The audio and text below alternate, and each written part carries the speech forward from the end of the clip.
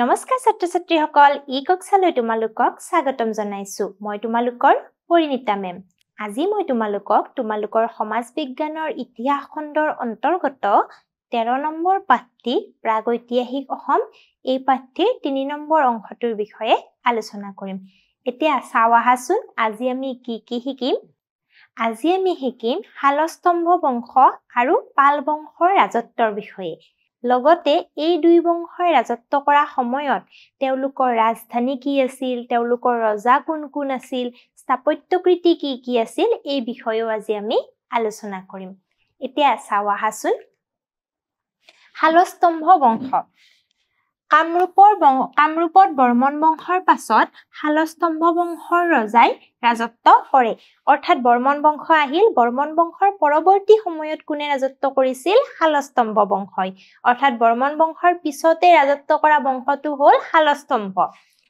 21 জন ৰজাই প্ৰায় 300 বছৰ শাসন কৰিছিল অৰ্থাৎ শালস্তম্ভ বংশৰো কিমান বছৰ ৰাজত্ব কৰিছিল আমি যে পাইছিলো বৰ্মন বংশই ৰাজত্ব কৰিছিল 300 বছৰ কাল ঠিক একেদৰে শালস্তম্ভ বংশৰো ৰজা কিমান জন আছিল 21 জন ৰজা আছিল আৰু কিমান বছৰ ৰাজত্ব কৰিছিল প্ৰায় 300 বছৰ কাল ৰাজত্ব কৰিছিল প্ৰতিষ্ঠাপক শালস্তম্ভই ৰাজধানীখন প্ৰাগজ্যোতিষপুৰৰ পৰা তেজপুৰলৈ স্থানান্তৰিত কৰি হাৰুপেশ্বৰ নামেৰে নামাকৰণ কৰে অৰ্থাৎ এই বংশৰ শালস্তম্ভ বংশৰ প্ৰতিষ্ঠাপক কোন আছিল শালস্তম্ভ তেওঁ নিজৰ নামেৰে ৰাজবংশটো আৰম্ভ হৈছিল অৰ্থাৎ শালস্তম্ভ বংশৰ প্ৰতিষ্ঠাপক কোন শালস্তম্ভ নামটো শালস্তম্ভ ঠিক আছে আৰু তেওঁ কি কৰিছিল প্ৰাগজ্যোতিষপুৰ ৰাজধানীখন কি কৰিছিল তেজপুৰলৈ স্থানান্তৰিত কৰিছিল আৰু কৰি নাম লিখিছিল কি নাম ৰাখিছিল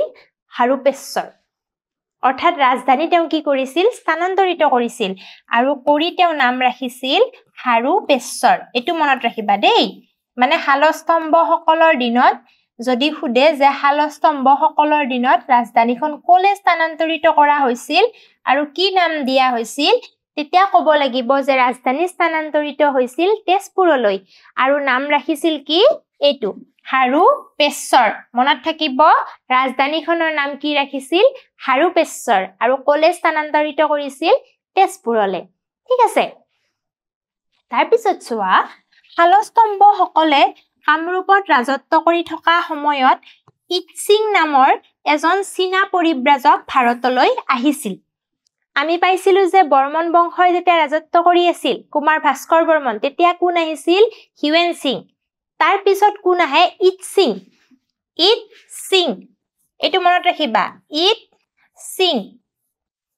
ইৎসিং এইজন হল এজন চীনা পৰিব্ৰাজক মনত থাকিব ইৎসিং এটো চোৱা ইৎসিং হল চীনা পৰিব্ৰাজক তেওঁ কি কৰিছিল যেতিয়া শালস্তম্ভ সকলে ৰাজত্ব কৰি আছিল তেতিয়া তেওঁ কি কৰিছিল আহিছিল তাৰ পিছতে চোৱা তেওঁৰ লিখনিত সেই সময়ৰ কামৰূপ ৰাজ্যৰ সীমা পশ্চিমে নালন্দা অঞ্চললৈ আৰু বিস্তৃত আছিল বুলি উল্লেখ পোৱা যায় অৰ্থাৎ তেওঁৰ মতে কামৰূপৰ সীমা কলে আছিল নালন্দালে আৰু নালন্দাখন বৰ্তমান ক'ত আছে বিহাৰত ঠিক আছে পশ্চিমে নালন্দা অঞ্চললৈ কি আছিল কামৰূপৰ সীমা বিস্তৃত আছিল আৰু নালন্দাখন বৰ্তমান ক'ত আছে বৰ্তমান আছে বিহাৰত মনত থাকিব ইৎসিং আহিছিল আৰু ইৎসিঙে কি কৰিছিল তেওঁৰ টকাৰ পৰা আমি কি জানিব পাৰো কামৰূপৰ সীমা কলৈকে আছিল কামৰূপৰ সীমা আছিল নালন্দা অঞ্চললৈকে তাৰ পিছতে চোৱা এয়া চোৱা ইৎসিং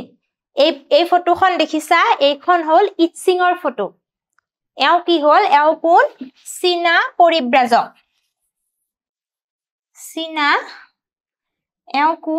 এও হল চীনা পৰিব্ৰাজক এও হৈছে চীনা পৰিব্ৰাজক চোৱা চীনা পৰিব্ৰাজক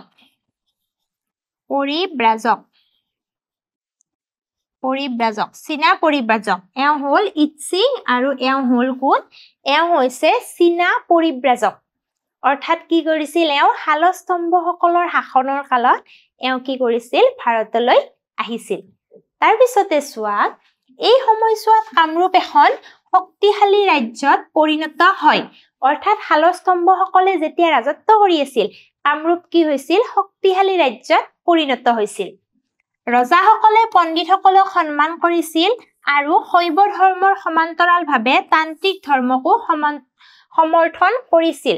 ৰজাসকলে কি কৰিছিল? পণ্ডিতসকলক সন্মান জনাইছিল।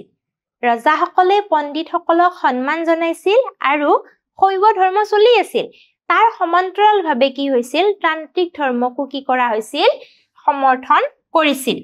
হায়ুনথল নামৰ ফলকত শালস্তম্ভ বংশৰ ৰজাসকলৰ ভিতৰত বিজয়, পালক, কুমাৰ, বজ্ৰদেৱ, হৰ্ষবৰ্মন, বলবৰ্মন, হজৰাবৰ্মন, বনমালৰ আদিৰ নাম পোৱা যায়।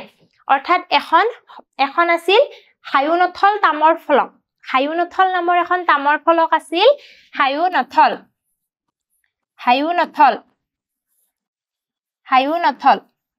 হায়ুনথল নামৰ তামৰ ফলকখনত কি আছিল? শালস্তম্ভ বংশৰ ৰজাৰ বিষয়ে আছিল আৰু তেওঁলোকৰ কেইজনমান উল্লেখযোগ্য ৰজা হ'ল বিজয়, পালক, কুমাৰ, বজ্ৰদেৱ, হৰ্ষবৰ্মন, বলবৰ্মন, হজৰাবৰ্মন, বনমাল আদি। অৰ্থাৎ এই যে পালো বিজয়, পালক, হৰ্ষবৰ্মন, বনমাল, বিজয় এইবোৰ হ'ল শালস্তম্ভ বংশৰ উল্লেখযোগ্য ৰজা। যদি সোধে যে শালস্তম্ভ বংশৰ এজন উল্লেখযোগ্য ৰজাৰ নাম লিখা, তেতিয়া কি লিখিবা? বিজয় নতুবা পালক লিখিলেও হ'ব, নতুবা কুমাৰ লিখিলেও হ'ব, হৰ্ষবৰ্মন লিখিলেও হ'ব, যিকোনো এজন। বুজি পাইছা? এইবোৰ হ'ল হায়ুনথল তামৰ ফলকত উল্লেখ থকা ৰজাৰ নাম। তাৰ পিছতে চোৱা, শালস্তম্ভসকলৰ উপাস্য দেৱতা আছিল হেতুকা চুলিন, শিৱ। শালস্তম্ভসকলৰ উপাস্য দেৱতা কোন আছিল? হেতুকা চুলিন, অৰ্থাৎ শিৱ। অৰ্থাৎ তেওঁলোকে কি কৰিছিল? শিৱক পূজা কৰিছিল, উপাস্য দেৱতা হিচাপে গ্ৰহণ কৰিছিল। এই ৰাজবংশৰ ৰজাসকলে মঠ মন্দিৰ নিৰ্মাণ কৰিছিল আৰু প্ৰজা হিতকৰ কাম কাজ কৰাৰ ক্ষেত্ৰত আগবঢ়া আছিল। আৰু এওঁলোকে কি কৰিছিল? মঠ মন্দিৰ কিছুমান নিৰ্মাণ কৰিছিল আৰু প্ৰজাৰ হিতৰ বাবে কি কৰিছিল? কাম কাজ কৰিছিল। কলিংগ, কৌশল, গৌড় আদি ৰাজ্যসমূহ তেওঁলোকৰ অধীনত থকাৰ সময়ত সেই ঠাইবোৰৰ পৰা যথেষ্ট সংখ্যক স্থাপত্যবিদ, গুণী জ্ঞানী মানুহক, অৰ্থাৎ কলিংগ, কৌশল, গৌড় আদিৰ পৰা কি কৰিছিল? বিভিন্ন ধৰণৰ স্থাপত্যবিদক কি কৰিছিল? কামৰূপলৈ আনিছিল আৰু বিভিন্ন ধৰণৰ স্থাপত্যবিদ্যা নিৰ্মাণ কৰিছিল। তাৰ পিছতে চোৱা, শালস্তম্ভ ৰজাসকলৰ এনেবোৰ কাৰ্যই অসমীয়া সভ্যতা সংস্কৃতিৰ শ্ৰীবৃদ্ধিত সহায়ক হৈছিল। আৰু শালস্তম্ভসকলে যে এনেবোৰ কৰিছিল, বিভিন্ন ধৰণৰ মঠ মন্দিৰ নিৰ্মাণ কৰিছিল, স্থাপত্যবিদ্যা নিৰ্মাণ কৰিছিল, তাৰ জৰিয়তে কি হৈছিল? আমাৰ অসমীয়া সভ্যতা সংস্কৃতিত কি হৈছিল? যথেষ্ট সহায়ক হৈছিল। তাৰ পিছতে চোৱা, পাল বংশ। কামৰূপত শালস্তম্ভ বংশৰ পিছত পাল বংশৰ ৰজাই ৰাজত্ব কৰে। অৰ্থাৎ একান্তিক্ৰমে চোৱা, বৰ্মন বংশ, শালস্তম্ভ বংশ আৰু তাৰ পিছত কোন আহিল? পাল বংশ।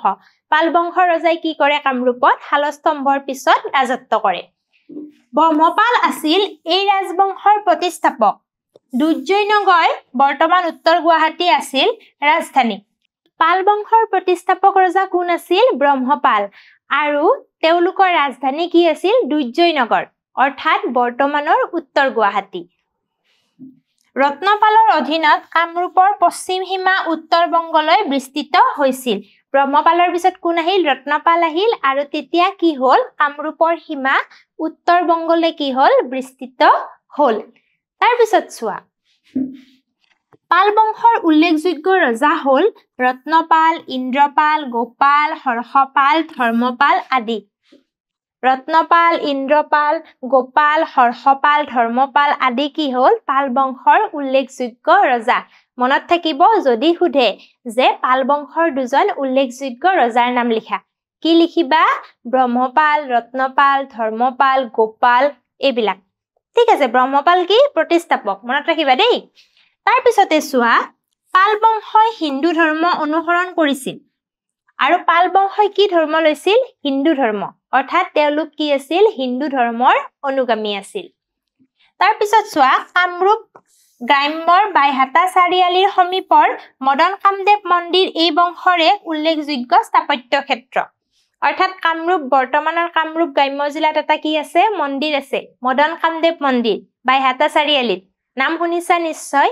আৰু এই মন্দিৰটো কোনে নিৰ্মাণ কৰিছিল পাল ৰজাসকলে অৰ্থাৎ পাল বংশৰ উল্লেখযোগ্য স্থাপত্য ক্ষেত্ৰ হৈছে মদন কামদেৱ মন্দিৰ তাৰ পিছত চোৱা ইয়াত শিৱ বিষ্ণু সৰস্বতী সূৰ্য কল্পবৃক্ষ অপ্সৰা আদিৰ মূৰ্তি পোৱা গৈছে আৰু ইয়াত বিভিন্ন ধৰণৰ মূৰ্তি বিষ্ণু সৰস্বতী অপ্সৰা আদি বিভিন্ন ধৰণৰ মূৰ্তি ক'ত পোৱা গৈছে এই মন্দিৰটোত পোৱা গৈছে এতিয়া চোৱা এইটো হ'ল কামৰূপৰ মদন কামদেৱ মন্দিৰ কামৰূপ গ্ৰাম্য জিলাৰ ভিতৰুৱা এইটো হ'ল মদন কামদেৱ মন্দিৰ ক'ত আছে বাইহাটা চাৰিআলিত আছে দেখিছা তোমালোকে এই মন্দিৰটো হ'ল পালসকলৰ স্থাপত্য ক্ষেত্ৰ অৰ্থাৎ পালসকলৰ দিনতে নিৰ্মাণ কৰা হৈছিল বুজি পালা নিশ্চয় এতিয়া আজি আমি কি পঢ়িলো আজি আমি পঢ়িলো শালস্তম্ভসকলৰ কথা শালস্তম্ভসকলৰ ৰাজত্বকালত কোন আহিছিল পৰিব্ৰাজকজনৰ নাম কি আছিল ইটসিং তাৰ পিছত আমি পালো পালসকলৰ কথা আৰু পালসকলৰ কি কৰিছিল পালসকলৰ প্ৰতিষ্ঠাপক আছিল ব্ৰহ্মপাল তাৰ পিছত তেওঁলোকৰ উল্লেখযোগ্য ৰজা কেইজনমান পালো ৰত্নপাল ধৰ্মপাল গোপাল তাৰ পিছতে আমি কি পালো তেওঁলোকৰ স্থাপত্য ক্ষেত্ৰ এটা উল্লেখযোগ্য স্থাপত্য ক্ষেত্ৰ হ'ল এই মন্দিৰটো কামৰূপৰ বাইহাটা চাৰিআলিত থকা মদন কামদেৱ মন্দিৰটো এতিয়া আমি চাওঁ আহা মূল্যায়নৰ ফালে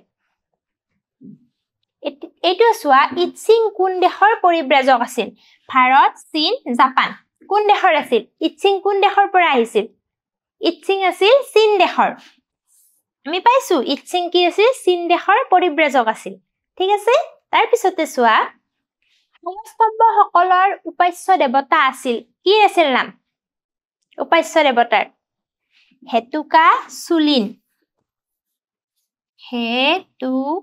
হেতুকা চুলিন অৰ্থাৎ শিৱ